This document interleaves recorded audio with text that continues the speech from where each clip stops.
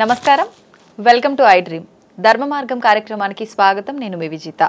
ప్రస్తుతం మనతో పాటు ఉన్నారు ప్రముఖ జ్యోతిష్యులు శ్రీ నందిబట్ల శ్రీహరి శర్మ గురువు గారు. ఇప్పుడు వారితో మాట్లాడి మరిన్ని విషయాలు తెలుసుకుందాం. నమస్కారం గురుగారు. వాగర్థావివ సంపృక్తౌ వాగర్థ ప్రతిపత్తయే జగతః పితరౌ వందే పార్వతీ పరమేశ్వరౌ. సదాశివసమారంభాం శంకరాచార్య మధ్యమాం అస్మదాచార్య పర్యంతం వందే గురు పరంపరాం. ఆదిత్యాయ చ సోమాయ మంగళాయ బుధాయ చ గురు శుక్ర శనిభ్యశ్చ రాహవే కేతవే నమః. శృంగేరి జగద్గురు పీఠాధిపతులకి కంచి పీఠాధిపతులకి నమస్కారములు తెలియజేసుకుంటూ కార్యక్రమాన్ని ప్రారంభిద్దాం. గురుగారు, మనకు శ్రావణ మాసంలో రాఖీ పౌర్ణమి వస్తుంది, రక్షాబంధనం అనగానే అక్క చెల్లెళ్ళు, అన్న తమ్ములు, సోదరి సోదర బంధం ఎవరైతే ఉందో అందరూ కూడా రాఖీ పండుగని చాలా చక్కగా వైభవంగా జరుపుకుంటారు. అసలు ఎప్పటి నుంచి మనకి సాంప్రదాయం, ఈ రక్షాబంధనం అనే సాంప్రదాయం వచ్చింది?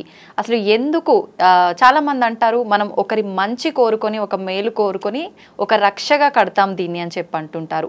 ఇదంతా నిజమేనా? దాని గురించి అంతా తెలియజేయండి. ఇప్పుడు ప్రస్తుతం చూసుకున్నాం, లాస్ట్ ఇయర్ చూసుకుంటే పలానా టైంకి మాత్రమే రాఖీ కట్టాలి, ఆ టైంలో కట్టింది మాత్రమే లెక్కలోకి వస్తుంది, తర్వాత అసలు పనికి రాదు అని చెప్పి. నిజంగా అలా సమయం కూడా చూసుకొని కట్టుకోవాలంటారా? వాస్తవం, మీరు చెప్పిన దాంట్లో అన్నీ కూడాను అక్షర సత్యాలే. అంటే గమనించుకున్నట్లయితే ఇది ఆచారంగా వస్తూ వచ్చినటువంటిది. అయితే మనం గమనించుకుంటే ఈ యొక్క రక్షాబంధనం అనేటువంటిది ఉత్తరాది ప్రాంతం నుంచి మనకు వచ్చినటువంటిదిగా చెప్పబడుతుంది. అసలు మన ఈ తెలుగునాట అనగా ఈ దక్షిణాది రాష్ట్రాలలో ఈ యొక్క రాఖీ పౌర్ణమి అనేది కంటే కూడా ఉపాకర్మ లేదా శ్రావణ పౌర్ణమి అనేటువంటి విధానంతో మనకు ఆచరించే విధానంగా ఉంది. అంటే పూర్వకాలంలో ఈ యొక్క యజ్ఞోపవీత ధారణ కలిగినటువంటి కుటుంబాలలో ఉత్తరాయణంలో ఉపనయన సంస్కారం జరిపించి శ్రావణ పౌర్ణమికి ఆ యొక్క ఉపనయన సంస్కార వ్రతము సమాప్తం చేసి ఉపాకర్మగా దాన్ని చేసి తర్వాత విద్యాలయాలకి పంపేవాళ్ళు. ఈ విధానం అనేటువంటిది ఒక ఆచారంగా ఉండేది. అయితే ఉత్తరాది సంస్కారం నుంచి మనకు ఈ యొక్క రాఖీ పౌర్ణమి అనేటువంటిది వచ్చింది. అయితే ఈసారి వచ్చేటువంటి రాఖీ పౌర్ణమికి గొప్ప విశిష్టత ఉందమ్మా. పౌర్ణమి అంటేనే చంద్రుడు కదమ్మా. చంద్రుడి నక్షత్రం శ్రవణ నక్షత్రం ఆ రోజున ఉంది. ఉదయం 8:03 వరకు ఉంది. అలాగే ఆ రోజు సోమవారం అయింది. అంటే సోమవారం దేనికి సంకేతం? చంద్రుడికి సంకేతం, చంద్రుడికి వారం. అలాగే చంద్రుడి నక్షత్రం శ్రవణ నక్షత్రం. అలాగే పౌర్ణమి తిథి కూడా సంపూర్ణంగా చంద్రుడు 16 కళలతో నిండుగా భాసిల్లుతూ ఉంటాడు. కాబట్టి ఈ యొక్క సోమవారము శ్రవణ నక్షత్రము పౌర్ణమి కలిసినటువంటిది కాబట్టి మహాశ్రావణి అనేటువంటి యొక్క నామంతో కొలవబడుతుంది. ఇంతకుముందు ఎన్నో వచ్చాయి శ్రావణ పౌర్ణమిలో, కానీ ఈ విధమైనటువంటి కలయిక అనేటువంటిది రాలేదు. కనుకనే ఇది అలభ్య పుణ్య తిథిగా మనం చెప్పవచ్చు. అయితే ఈ యొక్క శ్రావణ పౌర్ణమికి సంబంధించినటువంటి గాథలు కనుక మనం చూసుకుంటే 3 గాథలు మనకు కనిపిస్తున్నాయి. ఒకటి ప్రధానమైనటువంటిది బలిచక్రవర్తి అనేటువంటి యొక్క రాక్షసరాజుని సంహరించే క్రమంలో ఎన్నోసార్లు యుద్ధం చేసిన ఇంద్రుడు ఓడిపోతుంటే ఇంద్రుని భార్య అయినటువంటి శచీదేవి తన యొక్క భర్తకి జయం కలగాలనే ఉద్దేశంతో లలితాదేవిని ఉపాసన చేసి లలితాదేవి దగ్గర పెట్టినటువంటి తోరములని రక్షగా కట్టి ఆ శక్తి నీ పక్కన ఉంటుందనే భావన చేసుకుంటూ రక్షగా కట్టి యుద్ధానికి సాగనంపింది. ఆ సాగనంపిన రోజు శ్రావణ పౌర్ణమి. విజయాన్ని పొంది బలిచక్రవర్తిని అపజయం పాలు చేసి విజయాన్ని పొంది ఇంద్రదేవుడు అనేటువంటి వాడు మనకు స్వర్గాధిపత్యాన్ని నిలుపుకున్నాడు. ఇక రెండవ సందర్భంగా చూసుకున్నట్లయితే బలిచక్రవర్తి కూడా అజేయమైనటువంటి విష్ణుభక్తి పరాయణుడు. అతని యొక్క విష్ణుభక్తి పరాయణత్వంతో సాక్షాత్తు విష్ణువునే తన యొక్క నగరానికి రక్షగా పెట్టుకోగలిగే శక్తిని పొందగలిగాడు. వైకుంఠం నుంచి వెళ్ళిపోయినటువంటి ఆ విష్ణు భగవానుడు జాడ తెలియక లక్ష్మీదేవి భాసిల్లుతూ ఉంటే అప్పుడు బలిచక్రవర్తి దగ్గర ఉన్నటువంటి విషయాన్ని తెలుసుకొని సాధారణమైనటువంటి గృహిణిగా వెళ్ళి ఆ యొక్క బలిచక్రవర్తికి రక్షగా కట్టి నా భర్తని నాకు ఇవ్వుగా అని చెప్పి రక్షగా కట్టింది. అంతటా వచ్చిన అమ్మాయి సాక్షాత్తు మహాలక్ష్మి అని భావించి తిరిగి ఇచ్చినటువంటి వాగ్దానం చేత మళ్ళీ విష్ణు భగవాన్ని లక్ష్మీదేవికి ఇచ్చి పంపించారు. ఆ రోజు శ్రావణ పౌర్ణమి. అందుకనే రక్షగా కట్టేటప్పుడు ఏం చదివింది ఆ లక్ష్మీ అమ్మవారు అంటే ఏన బద్ధో బలో రాజో అని చెప్పి మనకు ఈ యొక్క సంస్కృత శ్లోకం ఉంటుంది. కానీ దాని యొక్క మీనింగ్ తెలుసుకొని కనుక మనం సోదరుని కనుక రక్షగా కడితే చాలా ఫలితం ఉంటుంది. ఏముంటుంది? బలిచక్రవర్తి అంతటి రాక్షసుడి యొక్క శక్తిని బంధించిన దానా అంటే ఆ యొక్క తోరం కట్టడం వల్ల ఆ యొక్క బలిచక్రవర్తి శక్తిని ఆపగలిగింది ఆ తోర ప్రభావం. అటువంటి బలిచక్రవర్తి యొక్క శక్తిని నీవు బంధించగలిగినావు. అటువంటి రక్షణ నా సోదరుడికి ఇవ్వు, నా భర్తకి ఇవ్వు, నా శిష్యుడికి ఇవ్వు, నా స్నేహితుడికి ఇవనే భావంతో కట్టుకుంటారు. అయితే మనం సాధారణంగా ఈ రాఖీ పౌర్ణమి అనేటువంటిది కేవలం ఈ సోదర సోదరి ప్రేమకి చిహ్నంగా మనం చూసుకుంటాం. కానీ మనకు ఉన్నటువంటి గాథలైతే ఎవరైనా కట్టవచ్చు. ఇంకొక విధానంగా చూసుకున్నట్లయితే గాథలలో శిశుపాలుని సంహరించే క్రమంలో సుదర్శన చక్రాన్ని ప్రయోగించినప్పుడు కొంత గతి తప్పి ఆ యొక్క చూపుడు వేలికి దెబ్బ తాకుతుంది. అంతటా రక్తం కారుతుంటే అక్కడ ఆ సభలో రాజసూయ యాగం జరుగుతున్నటువంటి సభలో ఆ యొక్క ద్రౌపదీదేవి చూసి చటక్కున లేచి తనకున్నటువంటి చీర కొంగుని చింపి కట్టుగా కట్టిందట. అంతటి దయాహృదమైనటువంటి ఆ ద్రౌపది హృదయాన్ని చూసి చెలించిపోయిన శ్రీకృష్ణ భగవానుల వారు, నీకెప్పుడు నేను రక్షగా ఉంటానమ్మా, ఎప్పుడైనా నువ్వు ఆర్ద్రమైనటువంటి హృదయంతో నన్ను పిలువు, నిన్ను రక్షిస్తాను. ఎందుకంటే పక్కన చెయ్యి తగి దెబ్బ తాకి రక్తం ఓడుతున్నటువంటి నా యొక్క చూపుడు వేలిని చూసి నువ్వు దయార్ద్రమైన హృదయంతో నీవు ప్రతిస్పందించావు. కాబట్టి నీ ఆర్ద్రమైనటువంటి హృదయంతో నన్ను పిలువు, నేను వచ్చి రక్షించుకుంటానంటే ద్రౌపది మానభంగము జరిగేటువంటి సందర్భంలో, అనగా ద్రౌపది వస్త్రాపహరణ జరిగింది కదమ్మా, ఆ సందర్భంలో కృష్ణుని వేడుకుంటే కృష్ణుడు వచ్చి ఆ చిన్న కొంగు చింపి కట్టినందుకు కాను తన రుణాన్ని తీర్చుకున్నాడు. అంటే ఇక్కడ ఈ 3 గాథలు కనుక మనం చూసుకున్నట్లయితే ఇక్కడ ప్రధానంగా భర్త యొక్క యోగక్షేమాలని కోరి భార్య కట్టవచ్చు, అలాగే స్నేహితుడి యొక్క యోగక్షేమాలు కోరి కట్టవచ్చు, అలాగే సోదరుని యొక్క యోగక్షేమాలు కోరి కట్టవచ్చు, అలాగే శిష్యుడి యొక్క యోగక్షేమాలు కోరి గురువు కట్టవచ్చు. ఇలా ఎవరైనా కానీ ఎదుటి వ్యక్తి యోగక్షేమాలు కోరి కట్టవచ్చు. చిన్నవారైనా కట్టొచ్చా గురుగారు? కట్టవచ్చు పెద్దవాళ్ళకైనా. ఇప్పుడు సోదరి చిన్నగా ఉంటుంది, అన్నయ్య కడుతుంది కదా, ఈ విధంగా కట్టవచ్చు. అయితే ఈ యొక్క కట్టేటువంటి దానికి సంబంధించి ఈ యొక్క రాఖీ పౌర్ణమిలో ప్రధానంగా ముహూర్తం ప్రధానం. ఎందుకనంటే పౌర్ణమి తిథి ఉదయం 8 గంటల 3 నిమిషాల వరకు ఉంది. తదనంతరం ఆ పౌర్ణమి కాదు, శ్రవణ నక్షత్రం. పౌర్ణమి తిథి రాత్రి 11 గంటల చిల్లర వరకు ఉంది. శ్రవణ నక్షత్రం 8 గంటల 3 నిమిషాల వరకు ఉంది. అంటే ఆలోపే కట్టుకోవాలి కాదమ్మా, దీనికంటూ విధానం ఉంది. తదనంతరం అంటే గత రాత్రి నుంచే భద్రాకరణం అనేటువంటిది వచ్చిందమ్మా. అంటే గురుగారు ఈ యొక్క పంచాంగములు అంటే తిథి, వారము, నక్షత్రము, యోగము, కరణము, ఈ 5 కలిస్తేనే పంచాంగం. కానీ మనం ఎక్కువగా తిథికి నక్షత్రానికే ప్రాధాన్యత ఇస్తున్నాం, వారానికి ఇస్తున్నాం, యోగ కరణాలకి ఇవ్వట్ల. కరణములలో కూడా భద్రాకరణం ఒకటి ఉంటుంది. ఈ భద్ర అనేటువంటిది ఏంటంటే మనకు చెప్పబడినటువంటిది పూర్వము రామరావణ సంగ్రామంలో ఈ భద్రాకరణం ఉన్నటువంటి సమయంలో శూర్పణఖ రావణాసుడికి రక్షగా కట్టింది కాబట్టే రామరావణ సంగ్రామంలో రాముని చేత చంపబడ్డాడు. కాబట్టి ఎదుటివారి యోగక్షేమాలు కావాలనుకున్నప్పుడు ఈ భద్రాకరణం అనేటువంటిది నిషేధించాలి అని చెప్పబడింది. అంటే భద్ర అనేటువంటిది ఏంటంటే సూర్య భగవాన్ యొక్క కుమార్తె, సంజ్ఞాదేవి యొక్క కూతురు, శనికి సోదరి. ఈమె పుట్టడంతోనే అనేకమైనటువంటి ప్రకృతి వైపరీత్యాలు కలిగాయి. తర్వాత ఈమె అన్ని లోకాల్లో కూడా సంచరిస్తుండేది యథాతథంగా. అన్ని లోకాల్లో సంచరిస్తూ ఉంటే ఆమెకి ఏంటంటే ఆమెకున్నటువంటి వరగర్వం ఏంటంటే ఆమె ఎక్కడ ఉంటుందో ఆ ఉన్నటువంటి ప్రదేశం అంతా కూడాను కరువు కాటకాలు కానీ, దుష్ప్రభావాలు కానీ, చెడు సంఘటనలు జరగడం కానీ ఉంటుంది, శుభాలంటూ ఉండవు. కాబట్టి ఈ యొక్క భూలోకంలో స్వేచ్ఛగా సంచరిస్తే ఈ భూలోకంలో శుభమే అంటూ ఉండదు. కాబట్టి బ్రహ్మదేవుడు ఏం చేశాడంటే నీకంటూ ఒక సమయాన్ని కేటాయిస్తున్నాను, ఒక కరణంలో ఒక ప్లేస్ని నేను ఏర్పాటు చేస్తున్నాను, ఆ సమయంలో మాత్రమే నీవు ఉండు, తద్వారా ఎవరైతే శుభకార్యాలు చేసుకుంటారో వాళ్ళ శుభకార్యాలను చెడగొట్టమ్మా, నీకు ఆ శక్తి ఉంది కాబట్టి ఆ సమయంలో నువ్వు చెయ్యని చెప్పి వరం ఇచ్చాడు. ఆ విధంగా భద్రాకరణం ఉన్నటువంటి సమయంలో ఎటువంటి శుభకార్యాలు చేయకూడదు. అయితే ఈ రాఖీ పౌర్ణమి భద్రాకరణంతో సహా వచ్చింది. ఎప్పటి వరకు ఉంది? మధ్యాహ్నం 1:38 నిమిషాల వరకు ఉందమ్మా భద్రాకరణం. కాబట్టి ఈ సమయం వరకు కూడా మనము కట్టకూడదు. కాబట్టి ఏ సమయంలో కట్టాలి అని అంటే దీనికి ఒక విధానం కూడా ఉందమ్మా. కాబట్టి ఆ రోజున దుర్ముహూర్తము ఉదయం 12 గంటల చిల్లర నుంచి 1:15 నిమిషాల వరకు ఉంది. మళ్ళీ తిరిగి 3 గంటల 3 నిమిషాల నుంచి 3 గంటల 54 నిమిషాల వరకు ఉంది దుర్ముహూర్తం. కాబట్టి కట్టకూడదు. భద్రాకరణం ఏమో 1:35 నిమిషాల వరకు ఉంది, మరి ఆ సమయం వరకు కట్టకూడదు. మళ్ళీ ఈ యొక్క దుర్ముహూర్తం అనేటువంటిది 3 గంటల చిల్లర ఉంది. 3:15 నిమిషాల నుంచి 3:54 నిమిషాల వరకు ఉంది. మరి ఏ సమయంలో కట్టాలి అని అంటే దీనికంటూ కూడా మనం శాస్త్ర ప్రమాణాన్ని అనుసరించి కొంత సమయం అనేటువంటిది తీసుకున్నాం. ముఖ్యంగా హోర బాగుండాలి, ఆ కట్టే సమయానికి లగ్నం అనేటువంటిది చాలా చక్కగా ఉండాలి, అంటే అష్టమ శుద్ధి అనేటువంటిది ఉండాలి. దీనికంటూ కూడా ఒక విధానం ఉందమ్మా.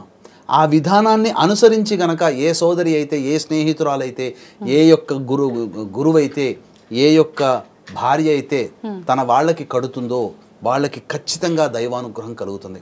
కాబట్టి దైవానుగ్రహాన్ని అందించే విధి విధానాన్ని మనం తెలుసుకుందాం. ముఖ్యంగా వీక్షించేటువంటి ప్రేక్షకులకి ఈ నెల 17వ తారీఖు రోజున, 31వ తారీఖు రోజున శని త్రయోదశులు ఉన్నాయి. కాబట్టి సంధ్యా సమయంలో సాయంత్రం 4 గంటలకి ఈ యొక్క సంబంధించి మా పీఠమాధ్వర్యంలో వృషభ, మిథున, కర్కాటక, సింహత్తుల, వృశ్చిక, మకర, కుంభమీన రాశిలో జన్మించిన వారికి శనిదోష పరిహారార్థమే శనీశ్వర హోమం, అఘోర పాశుపత మంత్ర హోమంతో పాటు విద్య, వివాహ, ఉద్యోగ, దాంపత్య, అనారోగ్య సమస్యల నివారణకి 18 రకాల హోమాలు కేవలం 1500 రూపాయల రుసుముకి చేయించడం జరుగుతుంది. అలాగే ప్రతి నెల మా ఆధ్వర్యంలో జరిగే కార్యక్రమాల్లో మీ కుటుంబ సభ్యుల గోతనామాలు నమోదు చేసుకోవచ్చు. అవకాశం ఉన్న వాళ్ళు కార్యక్రమ తదనంతరం కాంటాక్ట్ చేయవచ్చు. ఇక మనం విధి విధానాన్ని కనుక చూసుకున్నట్లయితే పౌర్ణమి తిథి ఆ రోజున ఉంది. శ్రవణ నక్షత్రం ప్రధానం కదమ్మా. సూర్యోదయం కంటే ముందే లేచి కాలకృత్యాదులు తీర్చుకొని ఆ రోజున మీరు 3 తమలపాకులు, 2 వక్కలు మరియు పసుపు బుద్ధతో గణపతిని తయారు చేసుకొని 9 ముడులు ఉన్నటువంటి విధానంగా 3 తోరములు తయారు చేసుకోవాలి. 3 తోరములు తయారు చేసుకోవాలి. అలాగే రాఖీ కట్టడానికి పూర్వకాలంలో బంగారంతో చేసినదైనా కానీ, వెండితో చేసినదైనా కానీ కట్టమని శాస్త్రం చెప్పింది. అయితే అందరికీ బంగారం శక్తి ఉండదు కాబట్టి వెండి అయితే 300-400లో దొరుకుతుంది. ఒక రాఖీ చిన్నపాటి దొరుకుతుంది. దాన్ని తెచ్చి పెట్టుకోవాలి. పెట్టుకొని ఏ స్త్రీమూర్తి అయితే ఎదుటివారి యొక్క యోగక్షేమాలు కావాలని కోరుకుంటుందో ఆ స్త్రీమూర్తి లలితా సహస్రనామము కానీ, గౌరీ సహస్రనామము కానీ, లేదా లలితా త్రిశతి కానీ, దుర్గా సహస్రనామ పారాయణంతో ఆ తోరములని, రాఖీని పూజ చేయాలి. ముందుగా గణపతి యొక్క అనుగ్రహం తీసుకోవాలి. ఆ పూజ చేసిన తర్వాత 8 గంటల లోపల పూర్తి చేసుకోవాలమ్మా. చేసుకున్న తర్వాత ఇక ఏ సమయంలో రాఖీ కట్టాలి అని అంటే మధ్యాహ్నం సమయంలో శుభ సమయం ఉంది కాబట్టి అప్పుడు మీరు ఎవరినైతే రాఖీ కట్టాలనుకున్నా వారిని ఇంటికి సాధారణంగా ఆహ్వానించండి. వారికి ఇష్టమైనటువంటి వంటకాలు, భోజనం అనేటువంటిది ఏర్పాటు చేయండి. భోజనం ఏర్పాటు చేసిన తర్వాత అప్పుడు తూర్పు ముఖంగా ఆ వ్యక్తి కూర్చోవాలి. సోదరుడా, భర్త, శిష్యుడా, స్నేహితుడా, తూర్పు ముఖంగా కూర్చొని అప్పుడు ప్లేట్లో 2 ఒత్తులు వేసినటువంటి దీపపు కుందులు, 2 కుందులు తయారు చేసుకోవాలి. నువ్వుల నూనె వేసి లేదా ఆవు నెయ్యితో దీపారాధన చేయాలి. అలాగే తమలపాకు, 2 వక్కలు కూడా పెట్టుకోవాలి. అందులో పెట్టుకున్న తర్వాత అప్పుడు భోజనం అంతా అయిపోయిన తర్వాత ఈ విధమైన ప్రక్రియ చేయాలమ్మా. చేసిన తర్వాత తూర్పు ముఖంగా కూర్చుంటాడు కదా, అప్పుడు ఆ తూర్పు ముఖంగా కూర్చున్నప్పుడు మంగళహారతి అద్దాలి. మనం దీపావళి పండుగ పూజలో హారతులు ఎట్లా ఇస్తామో ఆ విధంగా మంగళహారతులు ఇచ్చిన తర్వాత అప్పుడు ఒక పోక చెక్క తీసుకోవాలి. తీసుకొని కుడివైపు నుంచి ఎడమ వైపుగా అతనికి ఉన్నటువంటి దిష్టి పోవాలనే ఉద్దేశంతో తిప్పి ఆ ఒక్క పక్కకు పెట్టేయాలి. ఇంకొక వక్క తీసుకొని మళ్ళీ ఎడమ వైపు నుంచి కుడివైపుకి ఇలా తిప్పి ఆ ఒక్కని పక్కకు పెట్టేసేయాలి. పెట్టేసిన తర్వాత అప్పుడు సూర్యోదయం తర్వాత మనం పూజ చేసుకున్నారు కదా, ఆ యొక్క 3 తోరములు ఉన్న వాటిని ఆ యొక్క రక్షగా కట్టాలి. ఆ యొక్క గుడి చేతికి కట్టాలి. కడుతూ బలిచక్రవర్తి అంతటి మహాశక్తివంతుణ్ణే బంధించిన ఓ రక్ష, నీవు కూడా నా సోదరుడికి లేదా నా భర్తకి లేదా నా శిష్యుడికి లేదా నా స్నేహితుడికి అంతే శక్తిని ఇవ్వు, అంతటి శక్తిని ప్రసాదించు అని చెప్పే భావంతో కడుతూ తర్వాత తాను తెచ్చినటువంటి వెండి రాఖీని కట్టాలి. కట్టి ఆ యొక్క సోదరుడికి ఇష్టమైనటువంటి తీపి పదార్థం నోట్లో పెట్టాలి. ఈ విధంగా చేసిన తర్వాత తనకన్నా సోదరుడు పెద్దవాడిన భర్త ఆశీర్వచనం భార్య తీసుకోవాలి, లేదా సోదరుడు పెద్దవాడితే సోదరుని ఆశీర్వచనం. శిష్యునికి కడతాడు కదా గురువు కాబట్టి గురువు ఆశీర్వచనం శిష్యుడు తీసుకోవాలి. స్నేహితులు కాబట్టి ఆలింగనం చేసుకుంటే సరిపోతుంది. ఈ విధంగా చేయాలమ్మా. అప్పుడు తాను ఎవరైతే తనకి రక్ష కట్టారో ఆ రక్ష కట్టినటువంటి వ్యక్తికి కట్టించుకున్నటువంటి వ్యక్తి బహుమానాలు ఇవ్వాలి. ఆ స్త్రీని సంతోష పెట్టాలి. ఆనందపడే విధంగా తనకిష్టమైనటువంటి బహుమానం ఏదైనా తెచ్చి ఇవ్వాలి. ఈ విధంగా చేసినట్లయితే 1 సంవత్సరం పొడుగు ఈ యొక్క శక్తి అందులో రక్షలో ఇమిడి ఉంటుంది. ఎటువంటి దుష్ట శక్తులన్నీ కూడా దరిచేరవు. అంటే అది సంవత్సరం దాకా ఉంచాలా చేతికే? సంవత్సరం దాకా ఉంచుకునే వాళ్ళు, వ్రతాలు చేసే వాళ్ళు ఉంచుకుంటారమ్మా. కొన్ని వ్రతాలు చేసేవాళ్ళు నియమంగా ప్రకారం ఉన్న వాళ్ళు ఉంచుకుంటారు. ఇప్పుడు మీకు కాత్యాయని వ్రతం చేస్తారు కదమ్మా, కట్టినటువంటి తోరము మొత్తం మళ్ళీ వచ్చే సంవత్సరం వరకు కూడా ఉంచుకునే వాళ్ళు ఉన్నారు. కొన్ని వ్రతాల్లో ఆ విధంగా రక్షగా ఉంచుకునే వాళ్ళు ఉన్నారు. కాబట్టి ఇప్పుడు నేను పెట్టుకున్నటువంటిది 2019లో ఉజ్జయినిలో పెట్టుకున్న రక్ష ఇది. ఇప్పటి వరకు మళ్ళీ ఉజ్జయిని పోయినప్పుడే తీసి మళ్ళీ అక్కడ ఇంకో రక్ష పెట్టుకుంటాను. మీరు రక్ష కట్టాలని మీ హ్యాండ్ చూపిస్తుంటే నేను అడుగుదాం అనుకున్నా మీరు ఇన్ని ఎందుకు కట్టుకున్నారని, మీరే చెప్తున్నారు. ఉజ్జయినిలో కాళేశ్వరుని దగ్గర కట్టుకున్న రక్షమ్మ ఇది. కాబట్టి ఖచ్చితంగా ఆ రక్ష ప్రభావం అనేటువంటిది మనిషికి అందుతుంది. ఇవి మనకు తార్కాణాలి రక్ష కట్టడం వల్ల వచ్చిన ఉపయోగాలు. కాబట్టి ఈ విధమైనటువంటి విధానంతో చేయండి. మరి ఏ సమయంలో కట్టాలి? మనం సమయం మర్చిపోయాం కదా. సమయం ఏ సమయం అనంటే 1:03 నుంచి 2:03 వరకు చంద్రహోర ఉంది. తరువాత 3:03 నుంచి 4:03 వరకు గురుహోర ఉంది. మధ్యాహ్నం 2:03 నుంచి 3:03 వరకు శనిహోర ఉంది. శనిహోరలో కట్టకూడదు. మరి 1:35 వరకు ఈ యొక్క భద్రాకరణం ఉంది కదా. ఆ భద్రాకరణం పోయిన తర్వాత 1:39 నుంచి 2:03 మధ్య కాలంలో మీరు రక్ష కట్టాలి. ఈ సమయం రక్షకి కట్టడానికి అనుకూలమైనటువంటి సమయము. 25 నిమిషాలు ఉంటుందమ్మా చాలు. ఆ 25 నిమిషాల్లో అందులో ఆ సమయం చంద్రహోర, పౌర్ణమి చంద్రుడికి సంబంధించిన తిథి, అలాగే సోమవారము చంద్రహోరలో కడుతున్నారు. మళ్ళీ లగ్నం గనక చూసుకుంటే ఆ సమయానికి వృశ్చిక లగ్నం ఉందమ్మా. వృశ్చిక లగ్నము స్థిర లగ్నము, అంటే ఏం చేసినా స్థిరమై కూర్చుంటుంది. కాబట్టి స్థిర లగ్నము వృశ్చిక లగ్నం అయింది. లగ్నాధిపతి అయినటువంటి కుజుడు చూస్తున్నాడు, అలాగే గురుడు కూడా లగ్నాన్ని చూస్తున్నాడు. శుభమంగళకరుడైనటువంటి గురువు లగ్నాన్ని చూస్తున్నాడు. పైగా ఆ లగ్నానికి అష్టమ శుద్ధి ఉంది. అష్టమ శుద్ధి అంటే ఏంటంటే ఏ మంచి పని చేసినా జన్మ లగ్నానికి కానీ లేదా ముహూర్త లగ్నానికి అష్టమ శుద్ధి అనేటువంటిది ఉండాలి.